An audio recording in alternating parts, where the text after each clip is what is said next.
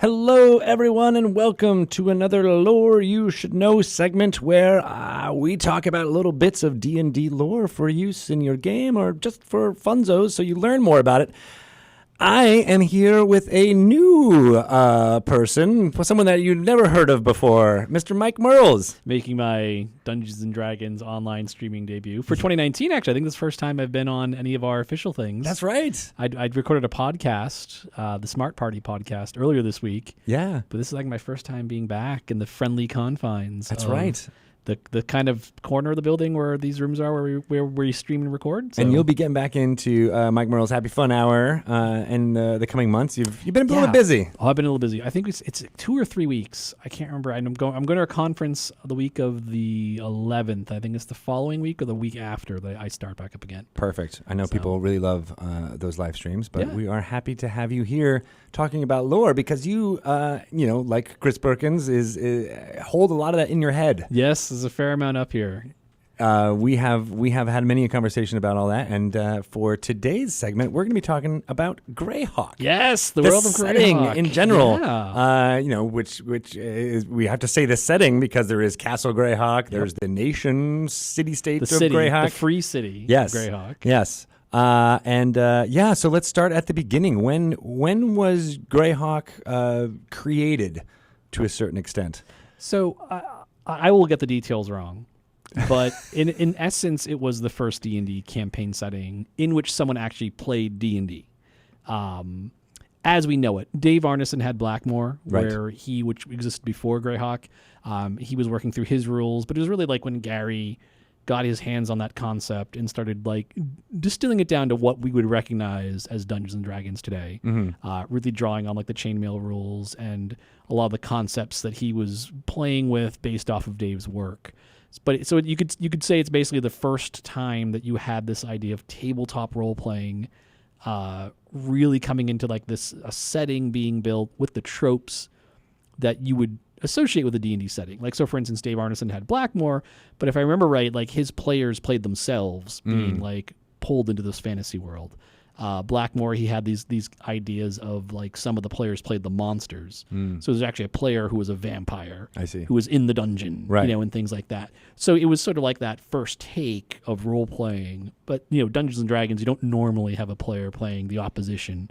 Things like that. Right. So with Greyhawk, there was a published product down the road, but in 1974, when those first manuals were being released, 45 years ago, was Greyhawk's the implied setting? Kind of. I think the idea of a setting, they weren't really sure what that meant back then. Yeah. I think it was one of those things that coalesced. Because while the game came out in 74, there was an expansion called Greyhawk, which I believe was the first expansion. I think Blackmore came second. And the idea was, here's an expansion, it's being called Greyhawk because this is the Greyhawk campaign, which back then I think would have been more this idea of like the dungeon that Gary ran, and maybe some of the rules he used and some of the concepts. It's kind of foggy. It's not, if you'd say to someone, it's the Greyhawk expansion for D&D, today they'd think, oh, it's the setting and it's the stuff I need to run that setting. But really back then it was more just like a kind of collection of stuff, new monsters, new classes. There were some references to his campaign, but it wasn't like, here's the world and here's the dungeon. Yeah. It was more used as examples of like how these rules could be used in play. Not even that. It was more just like, here's a new class. Here's some new spells. Oh, okay. Here's some new monsters, right? He had just come up through play. Yeah. And then in describing those, some flavor from that world came in. Somewhat, yeah. But it's not quite where you'd expect. It wasn't like... It wasn't as... the idea of world building wasn't something that was for games. Right. Didn't really exist back then. So when do you think that did happen? When do you think that coalesced into a setting? Yeah, you saw really in the pages of Dragon Magazine, you saw some of that come through. And then as a product, it wasn't until, 6 years later, I think it was 1980, the first actual product, the World of Greyhawk Folio came out. Which was a gray box? No, this was a folder that had these beautiful maps by the artist Darlene. So if you're a Greyhawk fan, those maps are iconic. If you're not a Greyhawk fan, you're missing out. And it was the first time TSR like really printed like, here's a map of the world, and here's some notes on what this world, like what's here in this world. So you think that's 6 years after the game first appeared. AD&D has already been released in its entirety. Oh, okay. And now we're just showing you what the setting looks like. And there were references to it, like in adventures like the Tomb of Horrors, they would refer to the world of Greyhawk, drawing on some of the proper names.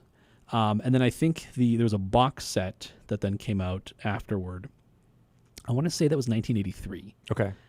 My year might be off, like one or I'm pretty sure it was post 82. It may have been 83 or 84, but I'm fairly certain it was 83. And that's the gray box. No, right? no, so the Gray Box, that's Forgotten Realms. See, I'm all sorry. the Greyhawk fans out there are just like, they're probably seething a bit because. No, we don't care. The old rivalry. That's my role is to get it wrong so that you can get it right. No, the Gray Box, that was the first Forgotten Realms box set. My bad. From 87. Okay. So yeah. But there was a box set that was Greyhawk, and so it had, I think of it as the brown box, kind of had this brown green treatments of sorts. And that repeated the maps, the Darling maps from the folio. Got it. And then it included more information. It expanded on the text of the folio. And that was my first exposure to the setting, was that box set.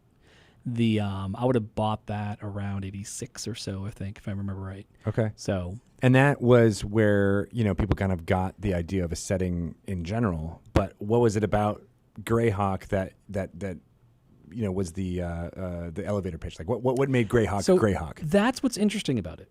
So there is a lot. Greyhawk is a world with a long history and a lot of different perspectives on it. So what I'm offering up to you now is my perspective. Right. If you're a huge Greyhawk fan, there's a chance you might like what I'm about to say. There's a chance you're going to hate what I'm about to say. But I hope that I'm getting across why I love Greyhawk, why it's my favorite setting, and why it should be your favorite setting too. But it all goes back to the person who created the setting, Gary Gygax. Right. Gary Gygax was an incredibly imaginative guy. He created this concept of a role-playing game, in concert with Dave Arneson, right? And I like to think of it as Dave was like the guy who just did it. Like he was like, I got some friends over, they want to play a game. We've played these sort of war games that have this sort of acting element to it and hidden information. What if we did it in a fantasy setting, right? And he's just sort of making it up as he goes along. Gary's genius was he was an infrastructurist. He could look at what Dave was doing, play that game with Dave, and then think, here's how we can make this into an actual game with actual rules.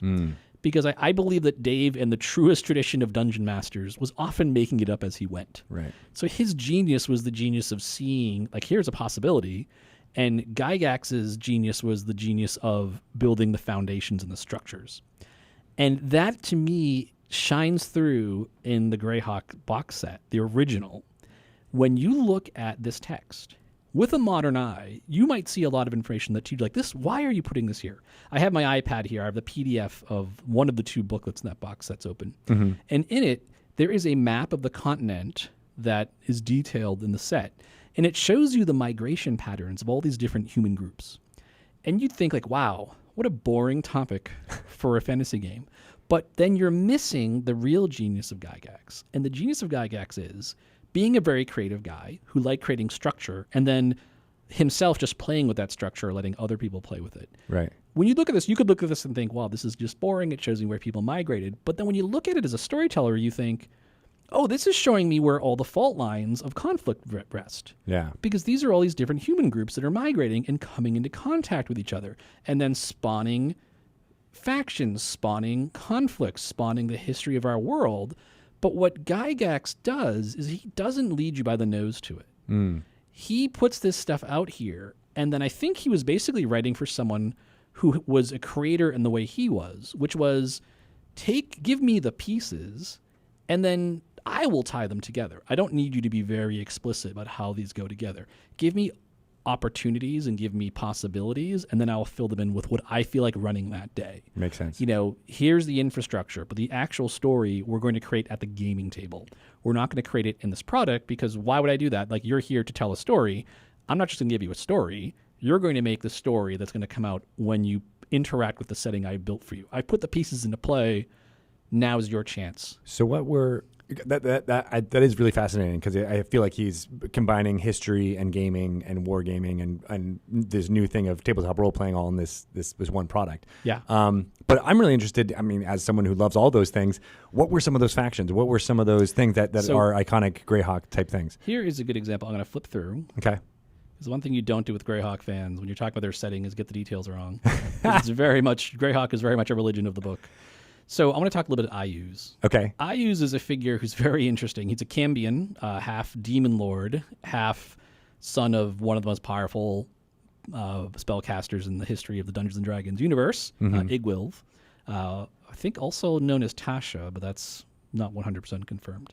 So Ayuz is to just really summarize him, he's almost this kind of Sauron-like figure. Got it. He rules this kingdom in the northern part of the continent. It's his land. He rules over it. But what's interesting about this is when you look through this text, talks a little bit about the history. There are things here like, for a time, the land was leaderless, for Ayuz himself was missing. For many decades, the evil of the place was in relative quietude for lack of evil direction, and the neighbors of good ilk prospered. What Gygax is setting up here is something that for you to build on, right? He doesn't come through and then say all the implications of that statement. He just puts it out there, and then it goes on to describe how Ayuz had been trapped by the Mad Mage and was then subsequently released. So he's back. Which Mad Mage? Zagig. Yeah, in Castle Greyhawk. The all right, so original dungeon. So Greyhawk. So yeah, talk a little bit about that. What is Castle Greyhawk? I'll get to that in a sec. Okay. Because I want to finish my thought here. What this does is, in a lot of modern worlds, we would then tell you, here's what Ayuz wants to do, here are his enemies, here's what's going to happen next. Gary just stops there. Because what he wants you to do is look at this and go, okay, so it's this evil land, the ruler was gone, and now he's suddenly come back. And Gary, being a student of history, would then think back, well, there are parallels here to other things that have happened. So here's what I think could happen next. He doesn't tell you what's going to happen next, though, because he expects you as a creator and as a dungeon master, and he's kind of thinking you work in his mold. You're going to draw upon your own things you've read and research and ideas to say, oh, this is really interesting. So I have a lot of stories I can tell here. We have this iron-fisted ruler who is missing, so maybe all these satrapies have kind of evolved. And maybe there's these alliances that have formed, and he now has rivals that have risen up. And now he's back and bringing this back under his iron-fisted rule. Oh, there's a lot of interesting stories there. What does it mean for his relationships with these kingdoms that were prospering, but now he's back? Is it a hidden threat? Is it an overt threat? I get to decide. I get to decide. As a dungeon master. Exactly. Right, so he's giving you the building blocks. Exactly. Maybe in my take on this, Ayuz comes back in secret. Yeah. And he's donned some sort of disguise and is taking the lay of the land, and he's going to very carefully and calculatingly swoop in. Maybe if I'm running a campaign, it starts out, the players have a patron who's hiring them to make expeditions into the former lands of Ayuz and take out guys or scout out things or find items. You don't realize you're actually working for Ayuz. So things like that. Right. Or it's Ayuz comes in and just in one fell swoop, takes control, hoists his flag, and then now it's all-out war overnight. None of the neighboring realms are ready. It's a massive bloodbath. Now what do the players do? Right. He's letting you decide. But then that was that product, right? But then going forward, there was an established kind of history of what did happen with Ayuz and things like that from novels and other settings. Now we get to the rub. So this is where I can out myself as a Greyhawk. Maybe a heretic, or maybe I'm like, I don't know if I'm an apostate or I'm an apostle. I don't really, and I respect, like really super talented people came afterward, like Carl Sargent, who is a super talented guy, just passed away last year, unfortunately, did some great work with Greyhawk. But to me, what's interesting about the setting is the fact that we are put right on the edge of a massive event. And then we step back and say, now, Dungeon Master, it's your playground. So it's great, the stuff that came out of here. There was a later box set called From the Ashes, which then posited, well, here's what happens the next few years. It's a huge war. Right. And it changes the setting in some ways. Now here's where things are set up. There's the City of Greyhawk box set, which the City of Greyhawk was one of Gary's creations, but they didn't have access to Gary's notes or the desire to publish them. I don't know quite. I think it's a little bit of both. And so Doug Niles, and I think Carl Sargent worked on that product too, fleshed out the city. And that product is wonderful. I actually love the City of Greyhawk box set. It's one of my favorite D&D supplements. It's so comprehensive. There's so many story ideas, so many great techniques.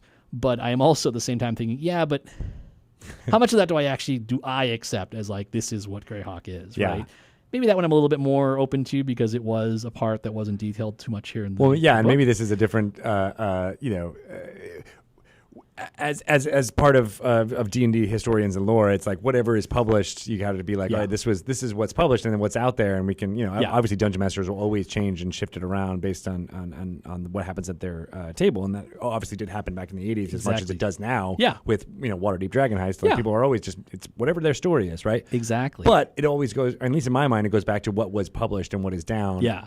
That's kind of like how the canon. Quote unquote. I'm not a fan of canon, which is funny being in my job, but we actually have we have basically an operating rule of canon. Yeah.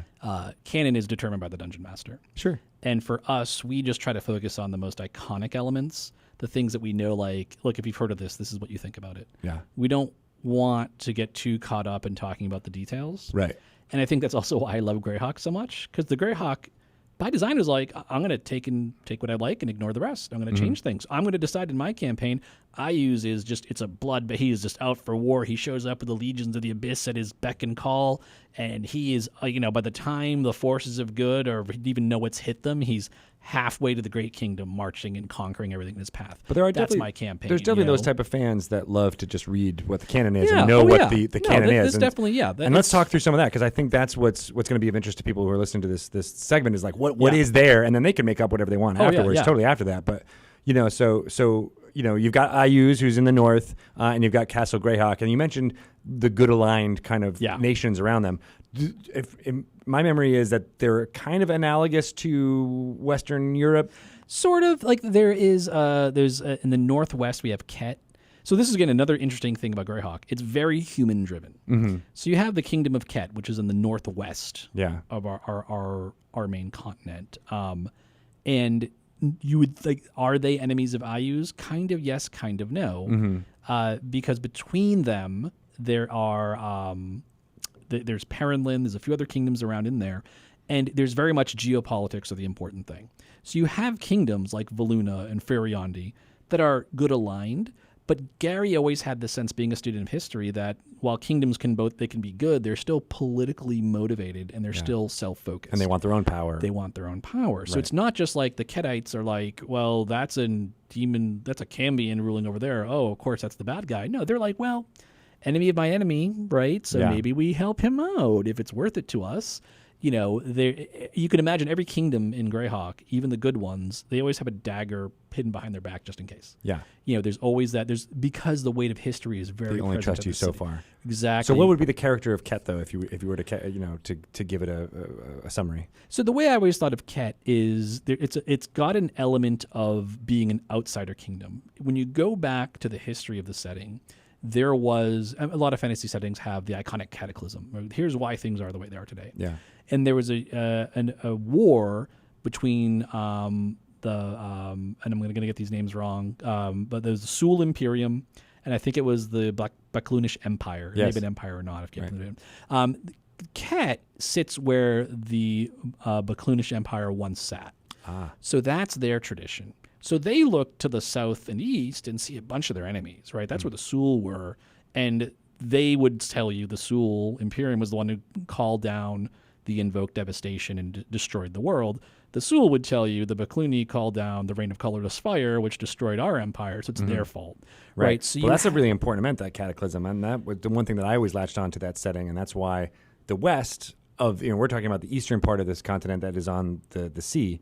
The west is all wasteland. Yeah, it's wasteland because of this conflict. Yeah, that Reign of Colorless Fire. Right. Yep. And so what's fun is then you have these kingdoms that remember this, right? And then that's why that migration pattern comes in. Yeah. About how far away is that in time from? It's pretty far back there. It's like 1,000, 2,000 years, something like that. Yeah, this is where I, not being a super canon guy, I was in the past. Right. It was more than 10 years ago, but less than a million. Yeah. But it's far enough that you still see some of the results of it. I mean, some of your ruins and stuff, and it definitely influences how people think of the world. Right. So what's fun the about fall it of the Roman Empire. Exactly. Way, right. You have this element where you have a human kingdom that's not overtly evil in a villainous sense, but there's tension there because people remember their history. Right. And there's the Yaddle Mountains that separate them. So you have a giant natural barrier that keeps the two sides at bay. Mm-hmm. And they have fought in the past, and they'll fight again in the future. So what's great about it is it's very focused on humanity, very focused on politics. You don't have here's the dwarf kingdom, right? Instead you have kingdoms, and then maybe they're allied with the dwarves. There's an elven kingdom, Selene, but they're very isolationist, things like that. It's very much driven by this idea of tension between these kingdoms, and good and evil being a component of it. But at one point or another, almost everyone has gone to war with everyone else. Yeah, and in that way, it felt very much like the Holy Roman Empire type thing. Where like it was the Middle Ages. Yeah, in exactly. a sense, right? European where like history, or history everywhere. But right. Yeah, lots of conflict. And how that all worked, right? But that goes back to this idea that you have a lot of ways you can go, right? It's an open question of how do you want to address this. You get that history, you get these sort of open-ended issues, then you get to decide as Dungeon Master, how do I want to push them in this campaign? Who do I want to set up? Where do I want to focus the tension, the conflict, what might be happening next? Sure. And that's what I think is really interesting about it. When you look at, one of the things I think is very interesting, the Temple of Elemental Evil, the big super adventure that came out, I think it was 85. Yeah. Portions of that were straight from Gary's home campaign. The Village of Hamlet was an adventure that Gary wrote and ran for his home campaign. Right. And it's interesting to me that it's such a mind, you don't think of it, like I didn't think of it this way for a long time. But when you look at it and you're like, when Gary wrote this adventure, he doesn't show you, here's what Hamlet looks like now after my players went through it.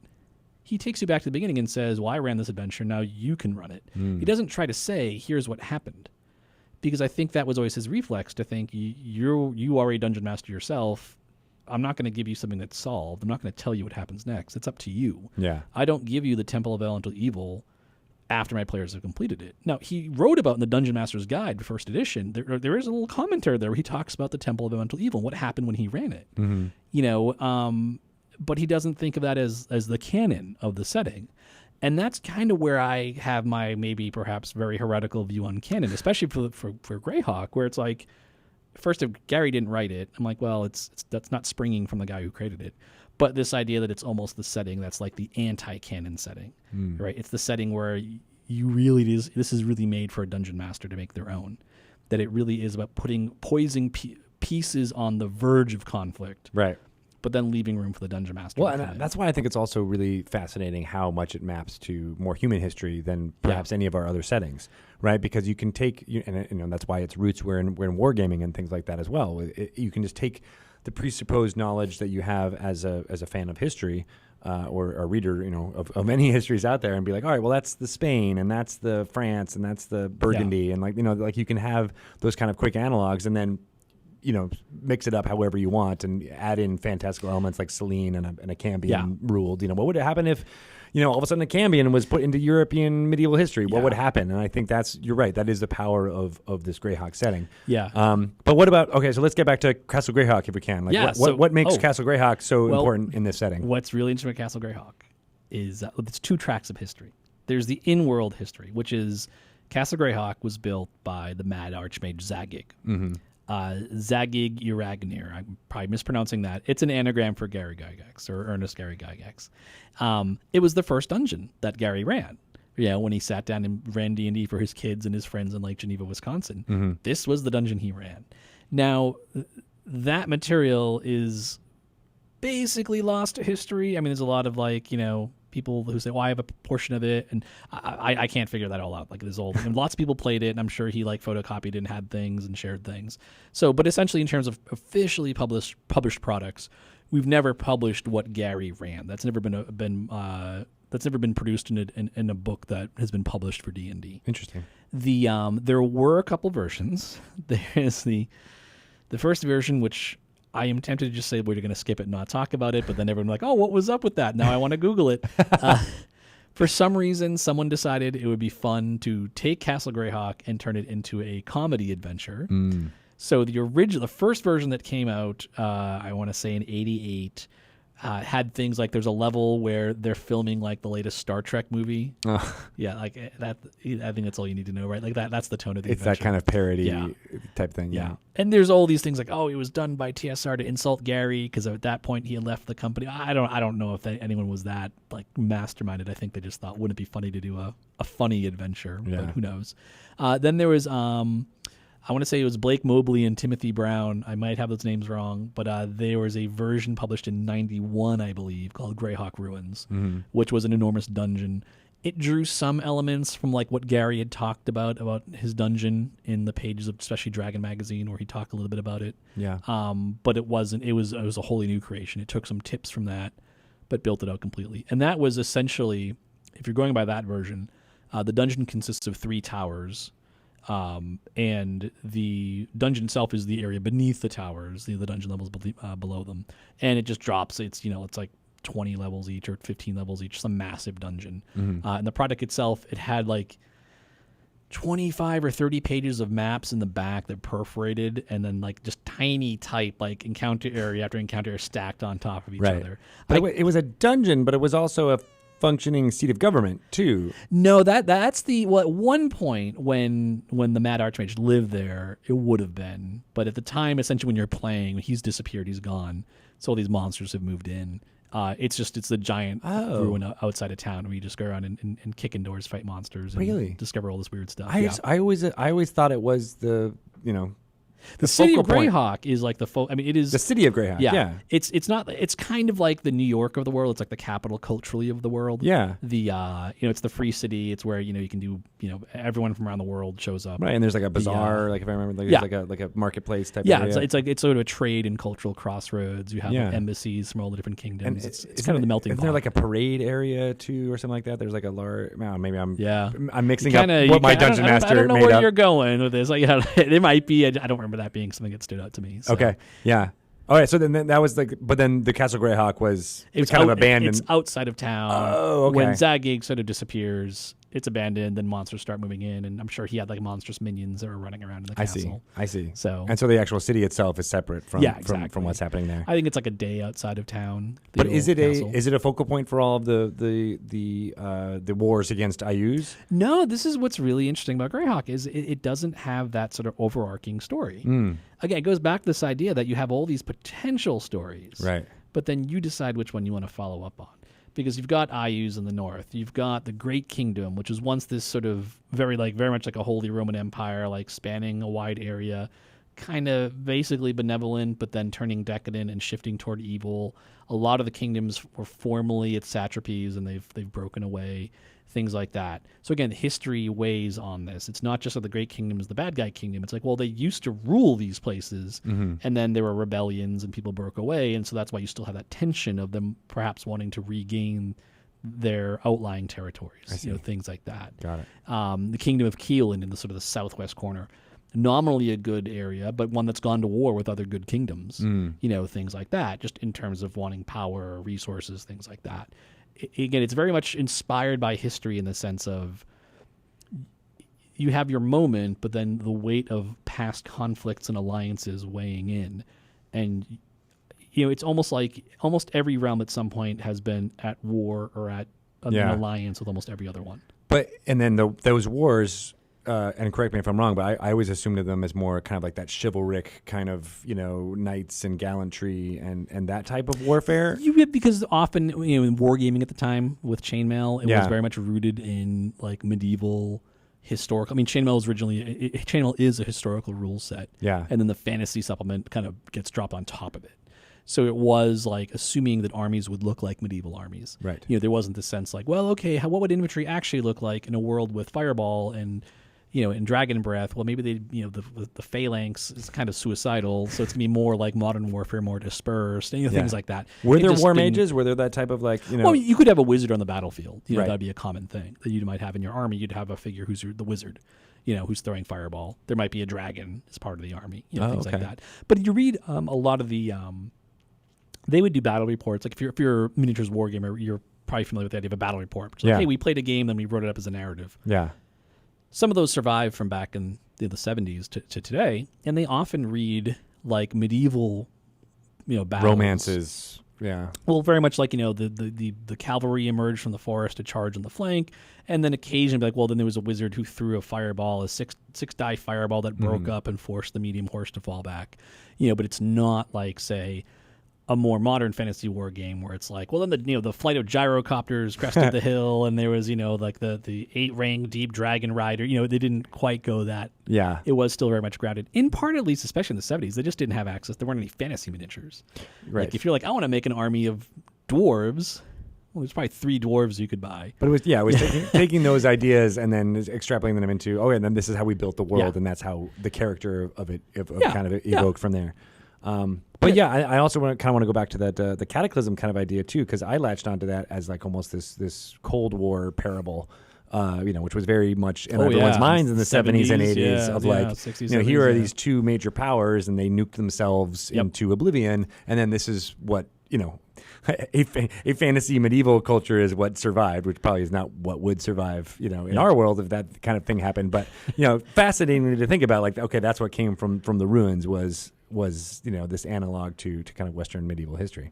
Yeah, and really tying into that is thinking again how it hangs over the current state of things. Yeah, and the empires, the Sul Imperium and the Baklunish Empire, I mean, they were still fantasy. It's not like they had technology, but they were, they had, the classic fantasy trope. They had, the lost magic, the power, power we can only aspire to these days, things like that. Yeah. But it gives you your explanation for ruins. It gives you your explanation for why are there weird monsters running around. And I can get magic items from those ruins. Why are things so unstable? Yeah. Like there isn't just the one, you're not just settling into like 4 kingdoms that kind of rule everything. Right. It's not dominant. It's not stable yet. It's exactly. still in flux. And very much rooted in this sort of like 60s and 70s fantasy at the time, which was really heavily inspired. Tolkien really had started to make an impact in the late 60s, but it was really more like Robert Howard, Conan the Barbarian, Fafhrd and the Grey Mouse, or Fritz Leiber. Yeah. That feel of fantasy. Jack Vance. Yeah, exactly. Rather than like more in the 80s and when Tolkien became more pervasive.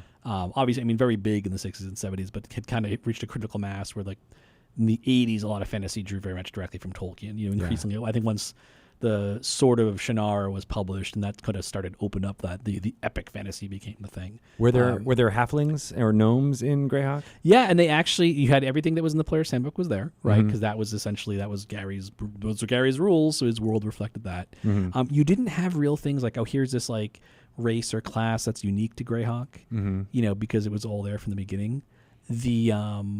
And it was very much rooted in that transition from this understanding of history and historical gaming to now adding. It's very much a real world with fantasy elements injected into it.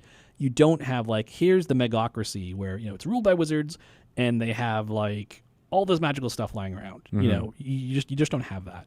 The magical stuff is more at the fringes. Yeah. And again, what's interesting about it is it's all a setup. For the story that you're going to tell yourself. There is almost every one of these there's like each kingdom gets like a paragraph or 2. And when you read them, you're like, there is a type of dungeon master who reads that and is completely inspired because they can see all the potential things here. There's a lot of dungeon masters who can read that and be just like, so? Right? Yeah, like, what do I do with that? Exactly, right? It just all comes down to, I mean, again, this was the beginning, so really, Gary had to write for himself because he didn't know who else to write for because, I mean, at the time, you think if this was originally an 80, then expanded on 84, I mean, there was a fraction of the people playing D&D at the time. They didn't have the internet, so you really relied on conventions to get a sense of how people were playing the game. Yeah. And so... And, then going back to the point that we made at the top of this is that there was no idea of what a D&D setting was. Yeah, exactly. Until, this Greyhawk started to be published.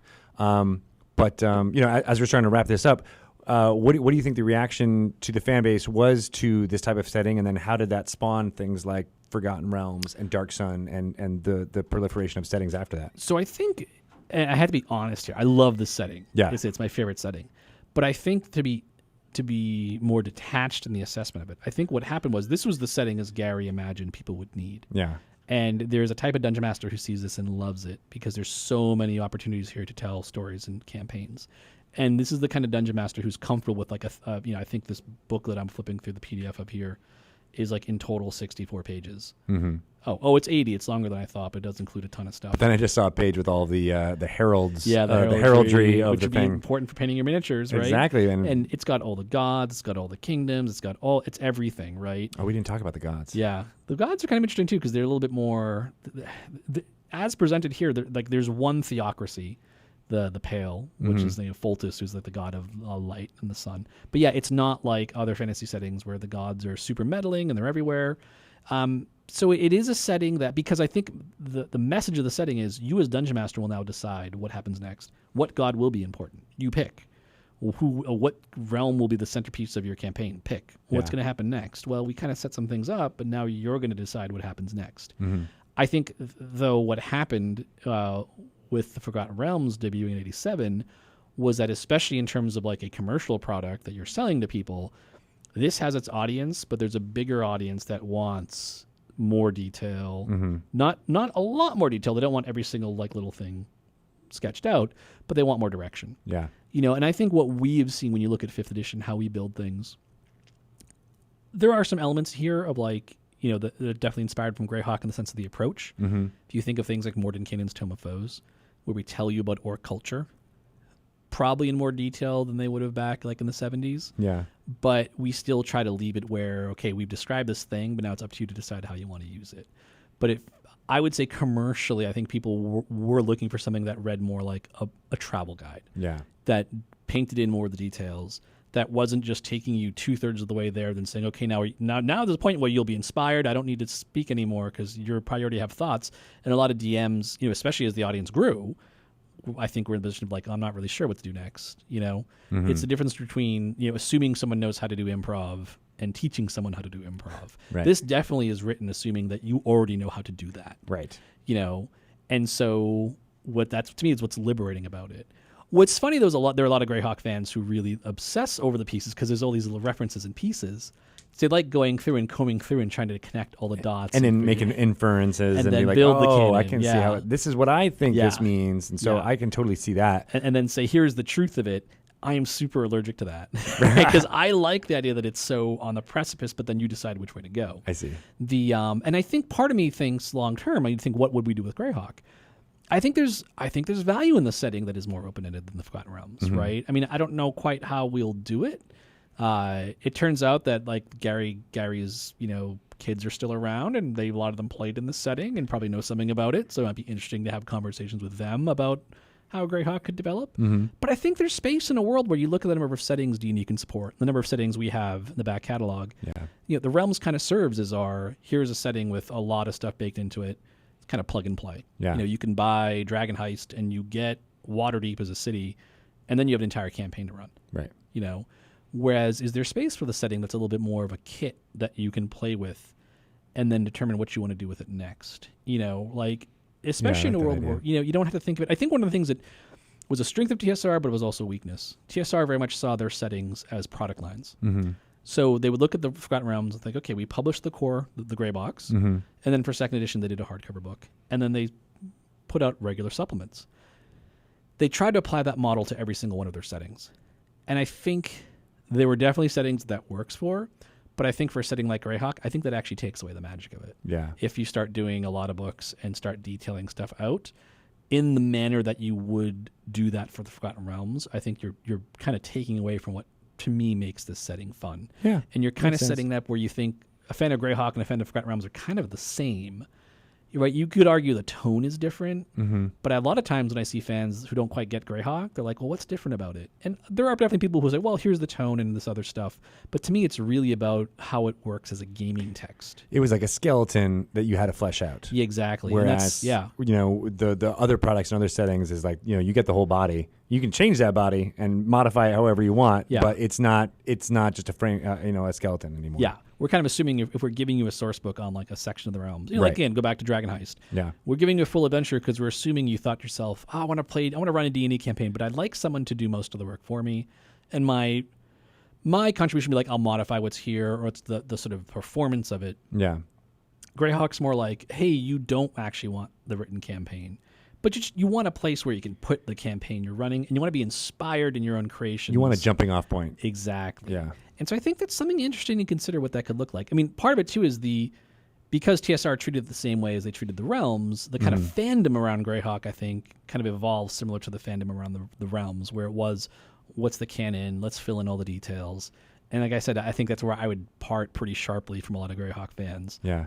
I don't see it. I don't see the value in Greyhawk resting there. I see it really in this Being being prompts for your adventures to come. Exactly. That's kind of cool. Well, we are going to be, you and I are both going to be at GaryCon in Wisconsin in March. I think it's March 7th through the 10th. Just over a month, like 5 weeks away. I know, right? I got to get but we'll be, talking to a lot of the people who were, involved in the creation of some of these products, including Luke Gygax, who played in the original Castle Greyhawk adventures that you were referencing earlier.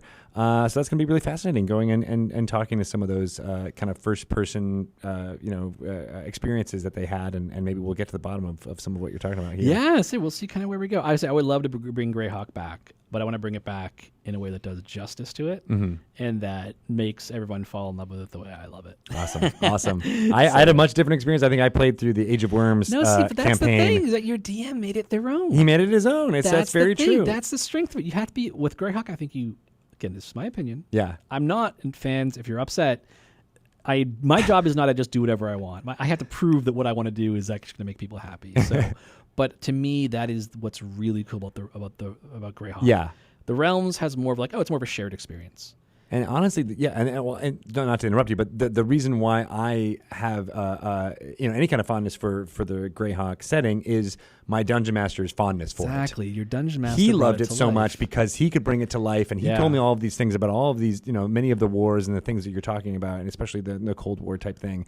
And his passion for it is what brought it to life. And so you might not get that same passion if you're, having that full fleshed out setting that you're talking about, because he, how to paint in the corners. Exactly. I like to think of it as with Forgotten Realms, you are buying a world that starts the default that you don't really want to change much beyond the details. You want to be inspired. Like, you read about the Cult of the Dragon, like, oh, that's really cool. I'm going to make those the bad guys. Yeah. And you read about the Harpers, like, okay, cool. I'm definitely, the players will be Harpers. That'd be really fun. Or no, maybe in my campaign, the Harpers are kind of like the enemy. I wonder how that'll work. You're using a lot of the pieces that are there and you're assembling them into your campaign. Yeah. Greyhawk is much more like, here are the components that you will now use to build your pieces. Now go ahead. So in my campaign, it might be like, in my campaign, I use is the secret threat. No one really knows who's back yet. So I'm going to make this group called, it's the, the Assembly of Crones. Oh, it's all these hags that he's recruited that are now been promised power, and so that's the main power group. So it's like you go one level down to see the setting. Right. Forgotten Realms like, there's Harpers, and we're running something in Baldur's Gate, and it's all about the Bay Knights. They're getting together and they're the threat. Right. You see immediately the Forgotten Realms stuff. Where I think the Greyhawk, it's like, here's the thing you never heard of before. Then you dig down. Oh, what is that? Oh, then I start mentioning I use in the Great Kingdom. But I'm putting my own layer on top of it. Sweet. Yeah, I love that. So you heard it here first. Mike is introducing a new product, Assembly of Crones. Yeah. It'll be out in 2021. See, but that's the trick. How do I make a product that I don't just tell you, here's the Assembly of Crones and that's the truth? Right. Instead, I make a product that makes you, again, it's like prompts. Yeah. You read it and go, my mind's now on fire. The blank of Crones. Yeah, right? Assembly of blank. It's just a bunch of prompts, and it's really cool stuff, and it's really inspiring, and it's got some awesome pieces in it. But it really is about the Dungeon Master. Yeah. It's your world. I love it. I love it. So, Mike, thank you for being here for the special Lore You Should Know. It almost feels like a little bit more like a Mike Merle's Happy Fun Hour, talking about the design of it. They always did. They always descend in design. It's a combination segment here, and I love it. So, thanks for that. I can't wait for that show to come back. In the meantime, how can people get in touch with you and pester you about all the things you got wrong about Greyhawk? So the best way is on Twitter. I am Mike Merles, just one word. No underscore, no dashes, no spaces, just MikeMearls. Awesome. And you can always ping me at Greg Tito for all the things I got wrong and make fun of my lack of gray box knowledge. All right. Thank you so much. We'll be back with another segment next week. Oh, that was awesome. That was funny. It was funny. The gray box thing was funny. It's like, no, Greg, that's the I know. And if you're a Greyhawk fan, you're like, you got an idiot. I know. I don't know why. I just because I knew there was a box set, and I was like, I was assuming it was the gray. You're very but I'm insistent. Like, it's a gray box, right? No. I'm like, no, that's the one thing I know. Oh no, it's the one thing I got wrong. But that's okay, because again, even as I said, it's like I always think of myself in these segments as the everyman who may not know the things. People get mad about that stuff, and come on, lighten up. Right.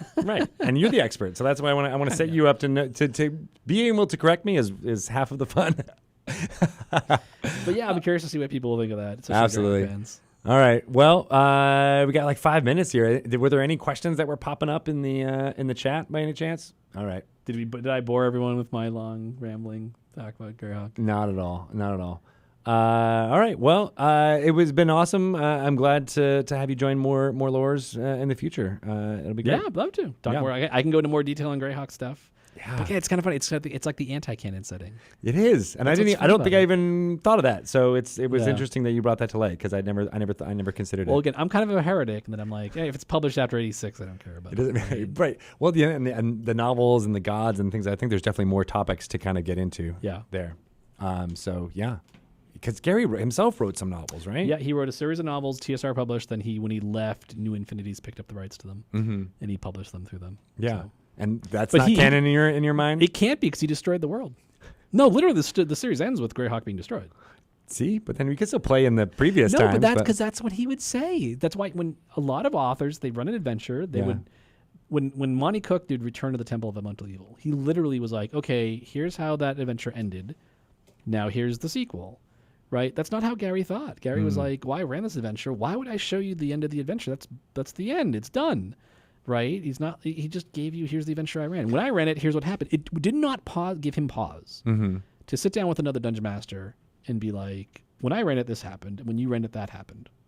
There's no canon because that's just nonsense in dungeons. That doesn't make any sense. Like everyone runs their own campaigns. But everybody has that thought of like, what happens next?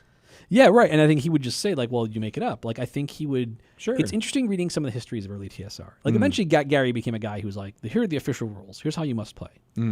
But originally, if you've read Playing at the World, he was super into like, he liked collaborating with people on games. And I think, again, this is my impression, I might be wrong, but in reading some of the stuff and talking to people back in the day, I think it was weird to him when people started writing in rules questions for D&D. Because I think his answer would have been, well, make it up. You're the I don't dungeon care. master. That's what it's your job to decide what happens, right? Like, what is it like in your world? Now, that changed once they saw D&D was coming. I think part of it was very much a commercial enterprise. Like, oh, we want to give people official answers, so they'll buy our books and follow our rules. But I think there was also an element of, like, he kind of realized not everyone is wired the way I am. Yeah. Gary was a very easy storyteller. He was very good at thinking on his feet. He's a very creative guy. And I think that's one thing I feel in some ways similar to him. No, by God, not like, I'm as good as Gary Gygax. No, not at all. But in how I think. Right. I think that's why I've had success in this job, because I think, like Gary, I am also an infrastructurist. And I think infrastructure, you think, oh, that's the person who builds the pieces, the connecting pieces. That must be really boring. The secret to people who think that way is we're really good at improvising. Yeah. Because we see how everything fits together, and then to us, we can just put things on top of it pretty easily. Right? We might not be the grand storyteller coming up with the epic arc, but if you corner us and ask a question, we can answer it because we know how everything fits together, and we can put the piece next to it into place. We see that open spot and can drop it in. Right. And I think that's what makes a good dungeon master. A good dungeon master is good at improvising. Yeah. Is that thing of, I understand this really well and intuitively. So if you're like, I'm going to go east instead, you can go, that would be a spider-infested forest. Like, given what I've written, I have not written nothing about that yet, but given what I've said over here, that would make sense. Makes sense, right? That would fit in. Exactly. And that is the talent of a dungeon master for sure, is listening and getting the cues and knowing the right thing to say. Exactly. It's funny because, I mean, not to bring this all back to me or anything like that, but when I was thinking about having a career in comedy, I was like, oh, I'll do stand-up because it'll just be me, doing that. And I struggled a little bit early on because my strength of my comedy was in that kind of responding to what people is saying or what is happening in the conversation. I can make people laugh because of the context of the conversation. And you don't have that when it's just you and a microphone in front of people. Right. You have to create that context and then build off of your own context. Exactly. Which was a hard lesson to learn. Once I did, I was like, oh, okay, I got this now. But it's very different in how you think. Yeah. But I think we're not live, right? We're totally live. Really? Yeah, we're still live. Oh, I didn't think we were. I was gonna say, oh, no, that's cool. I wasn't saying anything super secret. But no, when you think about, so often I end up doing these press stuff, right? Yeah. Because you're like, oh, like you kind of get the plan. I think it's very similar, right? Yeah. Like when I'm on a podcast, I did a podcast earlier this week, and one of the questions was, why do you hate the Warlord? And the hosts were a little surprised that I had an answer, but it's like, no, I can kind of see how these things fit together, and I could tell you, like, I don't think the Warlord fits into as a character class, fits into 5th edition. Now, you can totally disagree, and if you disagree, it's awesome. Go out and design a warlord. It's great. That's the entire point of D&D. Yeah. Because like Gygax, it's your game. Do what you want, Yeah, right? people can improvise and create their own rules, Exactly. and that's important. But I think from a standpoint of curating the player's handbook, it's a class that focuses on, teamwork and combat. It's too specific. It made perfect sense in 4th edition, where there was a strong emphasis on tactical combat. Yeah. But when you take that and then put it into 5th, which doesn't have that same emphasis, the class doesn't quite fit in as a character class that can support a lot of different archetypes. It becomes much more something like this could be a subtype of another type.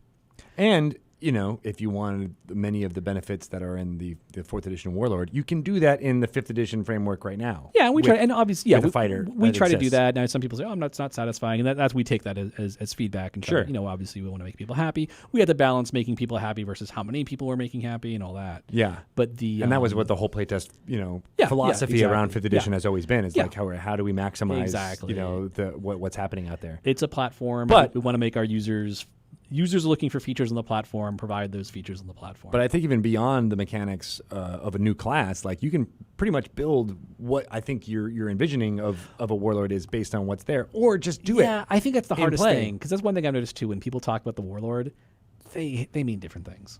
Like, I think guess that's people probably who true. say I like the warlord, like I don't know how many threads I've seen on various message boards where someone's like, let's make a warlord, and then people argue. Yeah. There is constant fighting over what they actually mean. But you can also, I hate to belabor the point, but like you can just create that character that is that fantasy and just do it with your party and be like, hey, I'm going to be the quote unquote warlord of this party and tell everybody where to go. Like be the Tanis half-elven of the group, right? I think that works for some people. It goes back to the difference between Greyhawk and the Forgotten Realms, right? Some people feel comfortable. I would say to me that's kind of like the Greyhawk player. Look, I can take a fighter. I could play a 1st edition fighter and just say my character's a knight. Why is my character a knight? Because I said he's a knight, and here's my background. Yeah. Whereas there are other players who are like, I want some mechanics behind that. Right, I want to cavalier. choose something called knight or cavalier. Say that's me. Yeah. And I'm really good at fighting from horseback. And that's just, you got to find where do you put that. Right. So it's one of the challenges with the Ranger, right? People talk about the Ranger and like, what do they actually mean? There's a lot of different takes on it. It's true. There's a lot of different fantasies at play. Exactly. And then is it the pet class? Is it this class? And like, well, is pet class something which is when people watch Lord of the Rings, they think, I want to be that guy, Aragorn. Well, did they really just mean I want that guy's story? And a Ranger just happened to be what he was called, in this setting, but he's just a fighter, right? He's actually a fighter. Yeah, he's a fighter with some noble tracking background. skills. Yeah. Right, or like the Outlander background or something like that. Yeah. Or the noble background, and the player just took some of the outdoorsy skills, things like that. I mean, really, Legolas is the Ranger, even though... yeah, what do your elf eyes see? Yes, exactly. Like, he's got so much more of what's, at least baked into many of the versions of the Ranger of D&D editions. Or an Arcane Archer. Hard to tell, really. All right, well, we could literally talk for another hour if you want. I thought we had wrapped it. I can't believe we talked for a bit. You're lucky I didn't. Oh, then this product that's coming out, like I could have just popped that out. Then we would have like, oh man. In general, if there's a microphone in front of your face. That's true. Yeah, that's true. We didn't always. take the headphones off, right? But you didn't react horrified as the communications guy. There wasn't a point where like, cut him off, right? Not that I have, like, other than. I don't think there's anything other than accidentally announcing products that I could actually say that would anyone. No, I know, but I'm still waiting for Assembly of Crones. I think that's going to be fun. See, that's what great. It's great. You can do that. And if someone tells you no, Greyhawk is this canon, I'm like, I get it. Yeah, but that to me, that's not Greyhawk. I understand. All right, well, we are going to throw it, I believe, to Idle Champions Bin and Win Plays. If they haven't cut in already, they will be playing right now. So, hi, Scott. We are going to cut this off right now and go watch everything that they're doing in Idle Champions right about now.